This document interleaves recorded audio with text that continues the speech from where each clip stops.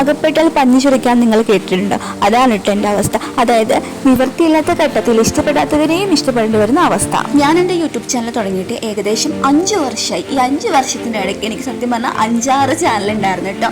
കാരണം എൻ്റെ വീഡിയോസിന് 3 വ്യൂസ് ഉണ്ടായിരുന്നുള്ളൂ കേട്ടോ. ഞാൻ, എൻ്റെ അമ്മ, എൻ്റെ അനിയത്തി. സോ ഗൈസ്, അങ്ങനെ ഞാൻ മടുത്തു. പിന്നെ വീഡിയോ ചെയ്യാതിരിക്കാനായിട്ട് മെയിൻ റീസൺ എൻ്റെ ഫ്രണ്ട്സ് ആയിരുന്നു. കാരണം എന്നെ ഒരുപാട് കളിയാക്കിയിട്ടുണ്ട്. എന്താ പറയുക, പേടിച്ചാണ് ഞാൻ ഓരോ വീഡിയോസ് ചെയ്യുന്നത്. അവരെയൊക്കെ ഹൈഡ് ചെയ്ത് യൂട്യൂബിലുണ്ടെങ്കിൽ അവരെയൊക്കെ ബ്ലോക്ക് ചെയ്യാറുണ്ട് കേട്ടോ. ഞാൻ എൻ്റെ ഫ്രണ്ട് എന്നോട് പറഞ്ഞിട്ടുണ്ട്, നീ എന്തിനാ ഇങ്ങനെയൊക്കെ ചെയ്യുന്നത്, അതിനൊക്കെ വേറെ പണിയൊന്നുമില്ല, നീയൊക്കെ നന്നാവാൻ വേണ്ടിയിട്ടാണ് ഇങ്ങനെയൊക്കെ ചെയ്യുന്നത്.